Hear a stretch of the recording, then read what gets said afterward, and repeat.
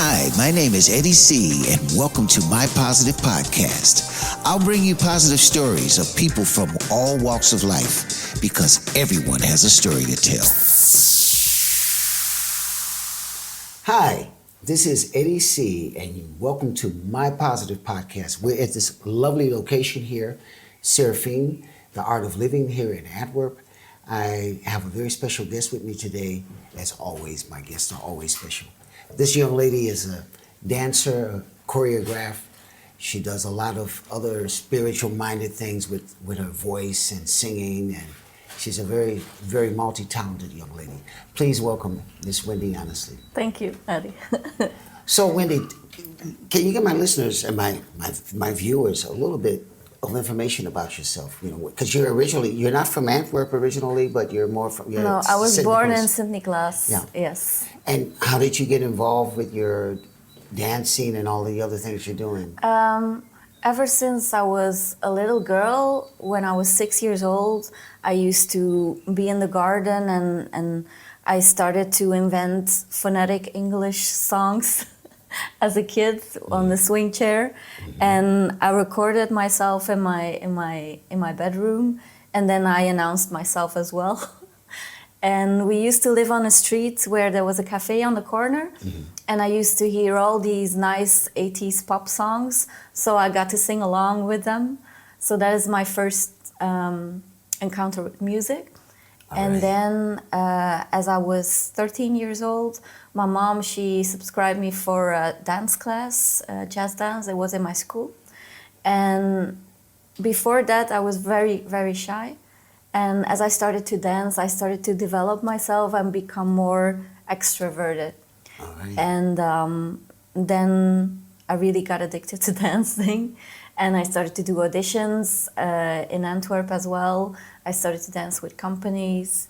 And ever since, I started dancing so much more. I did hip-hop, I did belly dance, jazz. And when I was 17 years old, I also started to teach dance classes. All right. And it's really nice. That's a quite young age. Yeah. Okay. It was thanks to two of my dance teachers. They told me, I think you are able to teach, just give it a try. And it was at the Hilton Hotel in Antwerp back then. And I was very nervous, but I did try. And now I have been teaching for over 28 years. So. Wow. And I love to make people happy with movements and with my enthusiasm. And it's really great to see shy people develop through dance and to see their confidence coming out. Oh, wow. Yeah. And during that period, were there any moments where you had something like, I want to just do this particular art form, or have you always been like multi-sided in what you wanted to do? At first, it was dance. Yeah. And then I used to dance in another company in Herentals. And the dance teacher, she drove me home because I was still a little girl going to school. And back in the car, I used to sing along with the radio. And she was like, oh, it's so nice, your singing voice. But I didn't know that I could sing. So that was the first compliment somebody gave me when I was singing. So I was really happy to hear that. And then I started exploring singing a bit more. So I did a few girl groups and projects, and I did singing auditions. What are some of the groups you worked with? Groups? It was something like little projects that didn't go anywhere back then. So the name was Flow M. It was also with Sylvie de Bie. But then back then we were more like it was a dance project or other stuff. And then I got to know Monday Midnight, singer of Technotronic. And these were all Belgium dance groups, or? Yeah. Okay. And that's because it's also for the people that look from outside of the country, you know. Yeah. It was all based in Belgium. Okay. And yeah, we did auditions and stuff, and I just took the train from audition to audition and trying to get there, and I met a lot of new people. And You were doing that as a dancer or as a dancer slash singer? Dancer slash singer. Okay. It was like girl groups back then. It was the time of K3 and the Spice Girls, so yeah. Okay. And Monday Midnight, I used to dance for him as well. But then he told me, I think you could sing. I think you should try to write something. But I wasn't completely persuaded that I could write on my own. So at first he wrote me a song and I recorded it. And then a few years later, I saw him back at the supermarket somewhere, and I just got divorced. And he told me, like, let's get together again and try to make a song. And at that time, I felt really bad because of the divorce, and I had a lot of anger inside of me.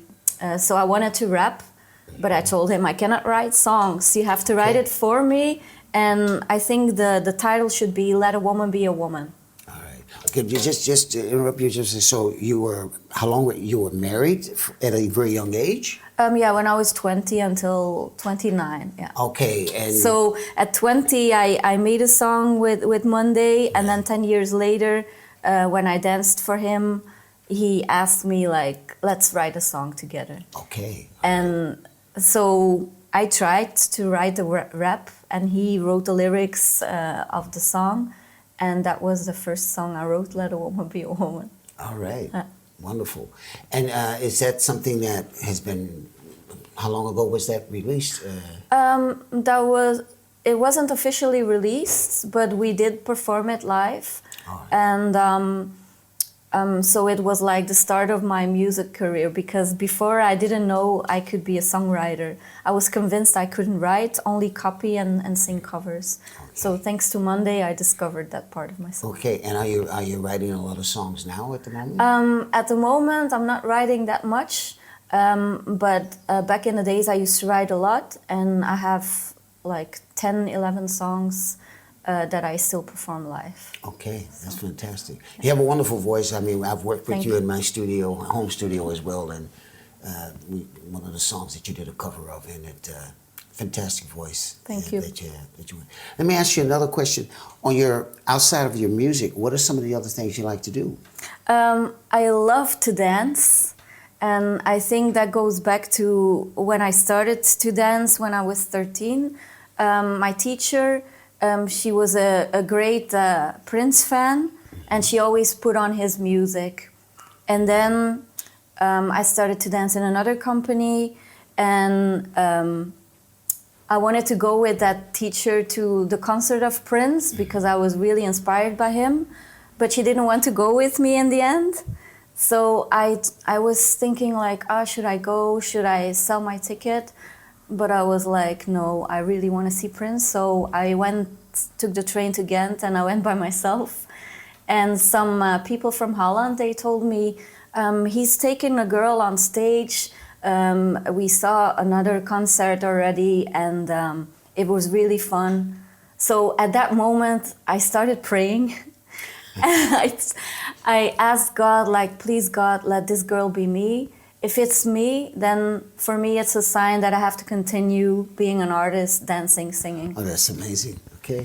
And so we got to the concert. I was in the front to second row or something.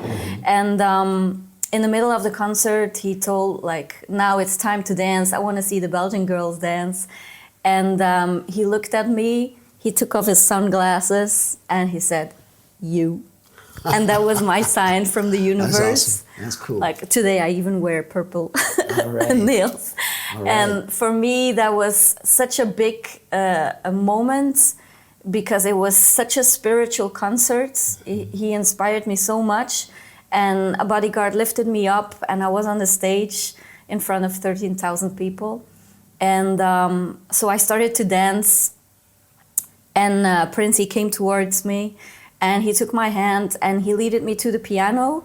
So I was like, oh my God, do I have to play on the piano? I don't know how to do this, because he was still singing, so he couldn't say anything. Yeah. So I was like, just right before I tried to hit a note, he took me on his piano, and He was like, you dance so good that you can dance on this piano. So I danced for like 20 minutes. Wow. It was the best moment of my life. Oh, fantastic. Yeah. Fantastic. Life-changing for you. Yeah, Absolutely. yeah, it was. That was for me a big sign from God, like, okay, you're meant to do this, and Prince saw you, he knows you exist. So, Okay. yeah. All right. So, the last few years, though, you also have been working at this place called the Tuesday Club, they say in Dutch, Yeah. the Dinsdag Club. And I see you perform. I've been there a few times myself, but you're performing a lot there as not only as a singer, but you also do you're dancing with what's the dance? Lulu. Yeah, with one of the, and she's a She's a burlesque dancer. yeah. And the legendarische Dinsdag Club is a great place for other artists to meet each other and to connect. And sometimes we can collab together. And Lulu, she asked me like, would you like to choreograph for me? So I was like, I love to do that. And then a few months later, she asked me like, would you like to teach class again? But burlesque is not as much my style, but dancing is. So she invented a new class for me where they don't take their clothes off, but they do dance in a sensual way Exotic, to gain their confidence.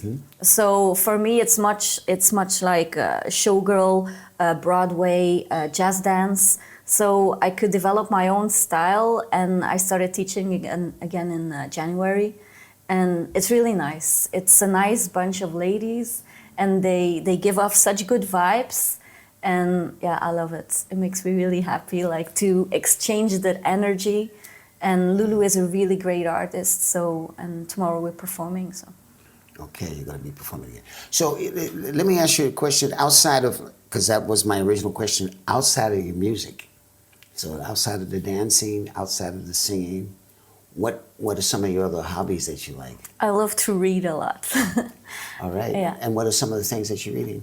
I only read books about spirituality, psychological books, self-help books, anything that can make me explore humanity and why people do stuff. It always intrigued me. All right. Yeah. So you're very much into empowerment as well. Yes, I love it. Every day I try to develop into the best version of myself, and I reach out to other people to learn more. That's why I'm also very extroverted, because I like to exchange information. Right. I talk a lot, but it's not that I think I know everything. I talk because I want to share. And if you're extroverted, I think you can learn in a faster pace because you get more critics or feedback. And I take that on to learn and to explore myself a bit further. What are do you ever have any of these fears, like, am I going to make it? Am I big enough? Am I good enough? Definitely. Tell me about that. I am very, very insecure, and I do know that I need a lot of confirmation, because when you are an artist and you don't have as much work occasions as you would like, you start to doubt yourself and you start to think, oh, maybe I'm not good enough. Oh, there's so many good singers, there's so many good actors, there's so many good dancers. Why would they pick me? And I think it goes back also to doing a lot of auditions and you get rejected a lot. In a way, I get used to being rejected, but in another way, you have to rebuild your confidence time and time again. But for now, it's starting to become better. Ever since I suffered from a burnout, it made it like something clicked, and I was like, okay, now I'm done with being insecure for nothing. I'm just gonna be me, and I'm just gonna enjoy myself, enjoy singing and dancing. If there will be a result from it, it's good. If it's not, then at least I'll have a good time. And it was back in January 23, I was thinking like, now I just want to dance and enjoy it and just be positive. and confident, and we'll see what happens. Okay. Are there any plans, new plans for the future, as far as direct plans for the near future? For the moment, I'm working with a previous musician that I know. He's a pianist, and we've recorded 3 covers that we're gonna release. So I'm very excited. Nothing original? For the moment, no. But I would like to release original music. Yeah. Okay. All right. Well, we'll talk about that later. So I'm going to ask you a question now, and I want you to think about it before you answer it. As far as self-empowerment, how would you describe that, and how would you share that, let's say, to a generation that's coming up behind you? Well, it's a deep question. I think self-empowerment starts to grow on you as soon as you don't need the confirmation outside of yourself. For me, it's like you have enough self-respect and self-love to know who you are and what your worth is, and just go out there and show yourself without being afraid. And also, every time you do something that you really love, that's empowering to me. And what's even more empowering is when other people who you can relate to empower you and you empower them back. It's, for me, it's also like an exchange. Mm-hmm. And that feels even more empowering because you belong to a group of people or like-minded people, and you both have the same love for, let's say, arts. That to me is also empowering. So it can be in a way about yourself. When you read a lot of books and you get to explore yourself more, and you learn about your mistakes, and you try to do better every day, and you see the results of that and you feel better. So that's empowerment to me, and I start to empower myself more and more every day, and it feels good. It also feels very good to just speak up and not be afraid of the consequences, because you're true to yourself. And you know that is your own worth. So if people don't like it, then they're not supposed to be around you. Let me ask, if you were to talk to the, say, 13, 14-year-old, or say 17-year-old Wendy from out an older perspective, what would you tell her? What would you tell her to look forward to? What advice would you give her? And she's an aspiring artist. Well, I would like to turn back time and be in the mind state I am right now. But I would tell her to just do what she loves, and to not listen so much to the criticism of people outside the artistic world, because sometimes artists have a different way of thinking. Their brain works differently, and that's perfectly fine, because it's good to be different, because if we weren't different, there wouldn't be artists. Everybody has their talent. So just start believing in yourself, even though nobody else does. You know what you like to do, and as long as you do what you love, you're gonna get there somehow. Okay. My last question before we go is, can you, in 30 seconds, describe what empowerment is for you as a basis in life? Empowerment to me is the freedom and the acceptance to be able to be your true self without any judgment, and the freedom to develop yourself on your own pace, making your mistakes at your own pace without any judgment, and just be. because it's your own journey. Nobody can live your life. You have to live it for you. Okay. On that, we're going to close. I want to thank you so much for coming on the show. It's a pleasure. And people can find you on, do you have a website that they can find you on? I don't have a website, but today everybody can find each other on social media. So me as well. Wendy Honestly is my name. So they can find me on YouTube, on Instagram, on Facebook, on TikTok. And maybe in the future on Spotify. Yeah, I do have one song, Tattoo Tears, and it's right. on Spotify. So yeah. Great. And more to come. Yes. Thank you so much for coming on the show. Thank you, Eddie. And on those words, because I always go on the fly when I do my little quote, we're going to talk about empowerment.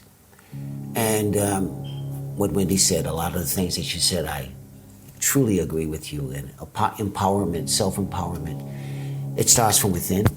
And it's how you express yourself to the outside world from what your vision is, what your dreams are, what you want to achieve. And the influences that you let via social media or other influences, take the good ones, build on those, and make those become the dream that you want to achieve. Well, you just saw my interview with Wendy Honestly. And after the break, we're going to bring back another friend of mine from out New York, Bongo Alan. Hi, everyone. I'm Eddie C. from MPP, My Positive Podcast, and I've got great news for you. You can now become a patron and help to support my shows by becoming a positivist. For only €5 a month, you'll have exclusive access to special events and other shows that I do alongside of the podcast. You'll also have the opportunity to have an AMA with me. That means you can ask me anything once a month in special sessions pertaining to each subject. Not only that, but you'll also get 30% off on the web shop. That means caps, t-shirts, scarves, and other merchandising that we'll bring out in the future. And you'll get a newsletter each month where I talk about my updates and special events that I will be organizing. For more info, please check out my Facebook page or mypositivepodcast.com. Become a patron, tune in, and stay positive. My guest this time is a friend that I recently got to meet not too long ago. He's from New York City, and he's a percussion player. He has a lot of humor around him, and he's a very, very warm guy and wonderful person to know. Please welcome my next guest, Bongo Alan. How you doing, everybody? It's another beautiful day here in Antwerp. Man, I really love Antwerp. You know, when I came here, I said to myself, this is a place I could stay for the rest of my life. But before we get to that part, I want to know, you're originally from New York. Yes, right. And so can you tell my viewers and my listeners, how did you get from New York and end up actually in Belgium? Because I remember you told me also something about Holland as well. Oh yeah, well, thanks for asking. Yeah, it's kind of an interesting story. Thing is I first came to Europe in the 80s, and I met some nice people in The Hague, and I stayed around for a while, and I played some rock jazz groups and everything. But then I went back to the States and did lots of stuff. I was a sound man in New York City, got to play at some really nice clubs and work with some really nice people, great musicians. And then I went out west to Arizona, and I really loved Arizona. It's just amazing there. The desert, you know, the desert's just incredible. The Sonora Desert, you know, it's the stuff of legends. There's a reason why there's so many legends about the desert. It's magical. But the thing is I was itching for something with a little more culture. And so I wrote to my friends back in The Hague and asked if they had anything for me. And they sent me a really nice letter back. They said, yes, you know, you can come and work with our group, and we do projects for children. We play at schools, and we tour around the country giving different kind of educational shows and stuff. Mm-hmm. And so I packed up my stuff and moved to The Hague, and had a great time there. We did a lot of school concerts, and in the end, we started playing for Coca-Cola. We did a project called Always Rhythm, and we toured around, and I got to even write the beginning of the show, and that was really great and everything. And then I was living in The Hague, and I was playing at a club called Selena's on the beach at a part of The Hague called the Zwarte Pad, which is very nice. Okay, and this was all at the Zwarte Part. This is all going on when did you come to the Netherlands? I came to the Netherlands again in 91. In 91. First I was in like 81, and then I came back in the end in 91. And yes, and that's where I played with this group in The Hague. And while I was playing in The Hague between 91 and like 96, I also, in the end, I started playing live djembe along with house music at a club called Selena's. All right. And a guy from Antwerp saw me. He was a manager, and he asked me to come to Antwerp to play with a group called Natural Born Groove. Right. And they had a hit, and so they were really big. And so we toured around. We toured Germany, and we played Moscow, which was a really great experience. And we played Ibiza a couple of times.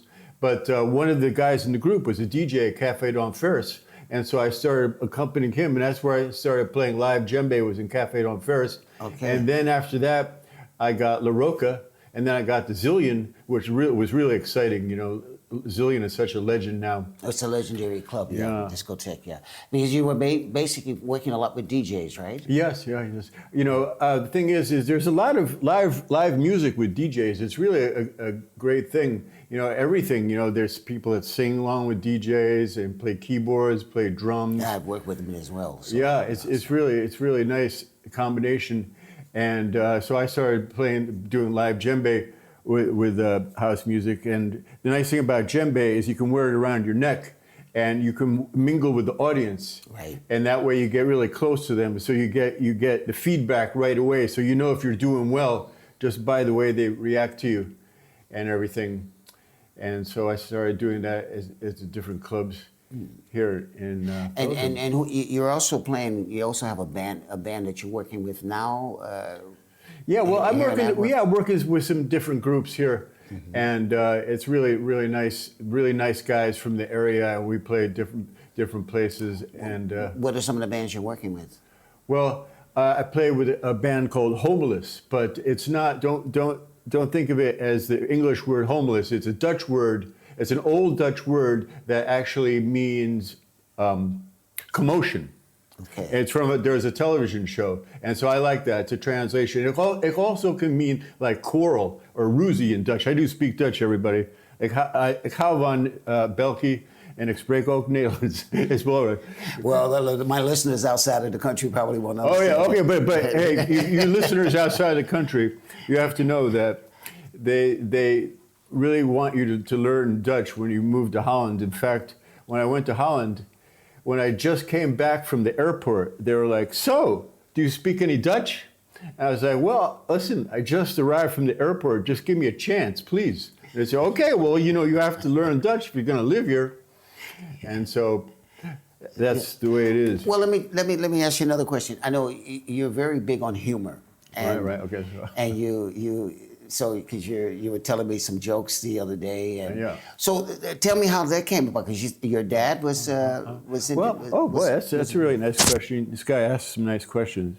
My grandfather was actually an amateur comedian, and that was in Cuba. They were Jews, and they had to wait in Cuba in order to get in the United States, and so he was actually an award-winning amateur comedian. And then my father came along, and he was a college teacher. He taught at Bard and New York University and Wesleyan and Northwestern. And as a college teacher, he learned really a lot of jokes. And so it's in my blood, sort of. Well, what are some of your favorite ones? Maybe one or two. My favorite jokes? Well, I really love Jimmy Carr. Come on, shout out to Jimmy Carr. Jimmy Carr is so funny. Okay, here's some of the funniest jokes I ever heard. He said, "People with Tourette's syndrome, what makes them tick?" And then he's got another one. He goes, "I had a date with a woman, and she was from South Africa. And do you know that we conversed for hours in her native tongue? We just clicked. Okay. Very good. Yeah, Jimmy Carr, you know, he got in trouble a while ago. Did you hear, what was the joke he made? He made some joke, it was a little too risque, but he got over it. Everybody was really mad at him that he could make this joke, but he got through it. But like I was saying, you know, the thing is, please don't judge me, but I love music, but do you know, I stopped listening 95% to music because now there's so many great podcasts like yours. Oh, well, you see? thank you. You know, like I'd rather put on something where I'm going to learn some trivia or, you know, hear something funny that I'm going to tell my friends. You know, I'm always hearing this funny stuff. The other day I heard that, you know, do you know Snoop Dogg? Do you know what his real name is? It's Lady Gaga. There's a little joke from the podcast. So Okay. Well, let me ask you another question. You also have some other projects that you're busy with, and you have this thing that you're doing with your hand claps. Right. Tell me a little bit about Okay, that. all right. But yeah, that's the other thing. Finally, I'm glad we got to it. You know, the thing is what I want to tell everybody is that, you know, music is part of everybody's being, and that, you know, you might not be a drummer, a musician, or even think you have rhythm, but trust me, everything you do in life is music. Every step you take, every decision you make, it's all part of your song. You know, like I said, as you know, I'm Bongo Alan, and I've drummed in some nice clubs, but today it isn't just about my story. It's about how you can start seeing your own life as a rhythm, a groove, a song you are creating. Beautiful.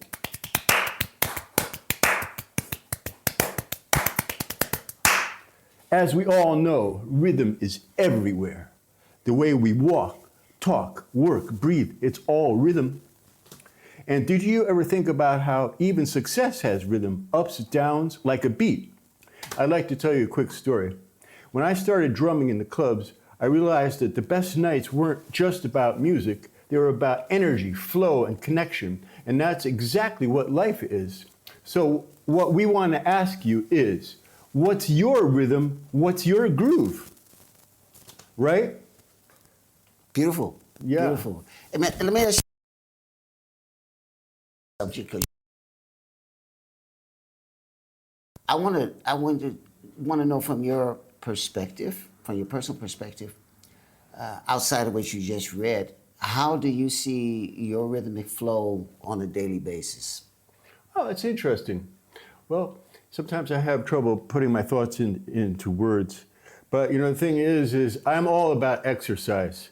And I have been for a long time now because it just, for me, you have to exercise to really feel your best. And so I'm constantly, every day, exercising. I start in the morning and just pretty much go 12 hours. And I'm not going to bore you with all the things that I do, but I have one that's really interesting that might be inspirational for some people. I worked with some good dancers in The Hague, and there was this one dancer that told me that he always does isometric exercises, and they're the hidden exercises. And so, but the amazing thing about isometric exercises is you can do them anywhere, anytime, and nobody even knows you're doing it. He told me to do one where I clench my leg muscles and my butt muscles at the same time. And this was in like 93, and I've been doing it ever since. And so, you know, did you know that they say that the average person waits in line for 3 years of their life? And so now when I'm waiting in line, I don't mind anymore because I'm always doing isometric exercises. You have to hold it for a minute. It's not easy to hold. Try it sometime. Try standing up, clenching your leg muscles and your butt muscles, and just breathing, trying to stand with good posture and breathing with a nice rhythm. Absolutely. Right. Well, okay, and then getting back, okay, so that's one of the exercises you do, but what's some of the other things that you're doing as well, you know, along with your exercise? Well, you know, I love to memorize songs because, you know, even if you're not singing, as you know, we have a friend here, she's really amazing. She just did a podcast. Oh my God, she blew my mind. But anyway, learning songs is really amazing because it's good for your mind. Plus, the fun thing about learning songs is we've all heard a lot of songs, but even if you hear them all the time, you might not actually be able to understand the lyrics, right. and you might not get the story. You know, I'll give you one example, is we all know the song Copacabana by Barry Manilow. Yeah. But ask yourself, how much do you know of the song? Because it's like, you know, I mean, I'm not gonna start singing it, but the thing is if you learned the lyrics of Copacabana, I didn't know, but it's actually a tragic story about a girl named Lola, who, you know, and so that's why I love memorizing songs and stuff like that, and just keep moving. But anyways, you know, back to you people out there, you know, I'd just like to ask you, if you ever notice how some days just flow, that's when you're in the rhythm. Plus, this is something interesting. Did you know that life challenges equal offbeat moments, but even in music, offbeat music makes songs more interesting. And so what you have to do is you have to find your own unique rhythm in whatever you do, right? Like when it comes to work, find the flow where the time disappears. Absolutely. That's the best thing in work, is to have the time disappear. I had that when I lived in Arizona, to get back to Arizona in the Sonoran Desert. You know how I made the money to come to Europe? It was by digging holes in the desert. And it was a real experience, man. You know, we got up at 6 in the morning, and I went in the back of a truck with some really friendly, nice Mexican guys, and we would get out there and we would start digging. But the thing happened to me there that is the most spiritual thing that ever has happened in my life, even more spiritual than music. And it all just came from the sun. Well, there's also a rhythm, huh? Yeah. That's also part of your whole rhythmic Right. experience, huh? Well, before we go, because we're getting close to the end of the show. Okay. But I want to, I would like to know what you would tell a younger version of you coming up that wants to achieve and wants to find their rhythm in life. Well, I don't know. The thing is yeah, it's something I talked about before. That kind of a little ashamed of. I mean, the thing is in culture, and you know, a lot of people smoke weed and stuff. It's really fun, a social thing to do, you know, with your friends. But if I was to talk to my younger self, I would have never ever even thought of smoking a joint, because now, since then, I realized that how it actually makes things more difficult. And like Stevie Wonder says in his song, this is one of my favorite lyrics from a song: "There are so many things in life to feel, not found in red or green or yellow pills. Life's experiences can be such a thrill."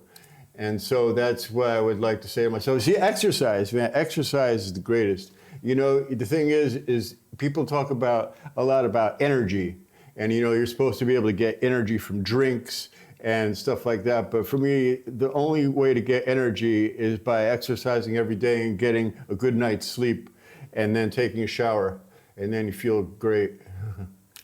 Great. That's the basic fundamentals for a good mindset, huh? And a positive mindset, huh? Yeah. Well, I got one last question for you. So, put yourself, how would you like to see yourself, let's say, in the next 3 or 4 years, as far as making a contribution to the world with your rhythmic viewpoint? Well, I would like to continue with what I'm doing, and yeah, I'd like to do a lot of different things, playing with the bands I'm playing, and I don't know, you know, it's funny, when I think more of my stuff, what I do is more personal. I don't think so much about what I'm going to do as making a contribution. I just think of it as what I do personally. Mm-hmm. And I just I'm just going to keep working on it. You know, that's the most important thing for me, is just to try and get better every day.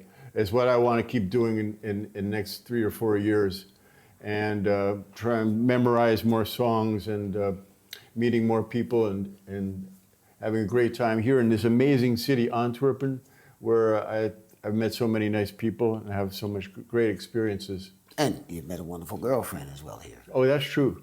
I met her in a dance class, and you know what? She danced her way into my heart. And I, despite my lack of ability to dance, managed to get a date with her.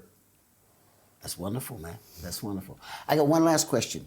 Can you describe rhythm for not how would how would you describe rhythm for yourself, just in general, in a short, within a say 1 minute fragment? Okay, well, this is Sum it tough. up for me. Well, rhythm is just the way I live, and it's just something that I concentrate on, and I feel inside, and I just try to make it my life, and think about every day, and try to improve, and also I think about it for other people. You know, I like the thing is I like to tell you all the people out there, you have to listen to your own song, you know, and like you have to think about like what kind of beat are you making? Are you rushing their tempo? Are you afraid of changing key? And I would also like to tell you, all you nice people out there, to play your song loud and proud. You know, and you have to understand is you don't have to be a musician to make music. Your life is the music. Find your groove, trust the rhythm, and play it loud. And think about your rhythm today. Is it working for you, or is it time to change the beat? Give it up for Eddie and for yourselves out there. Esplendido, everybody. All right. On those notes, man, and those beautiful words, I want to thank you for coming on the show. And on what he just said, I want to throw my little quote out there for you. Yeah. Rhythm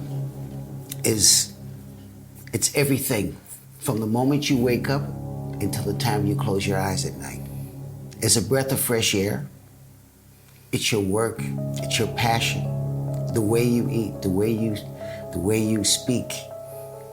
Everything you do in life is based on rhythm.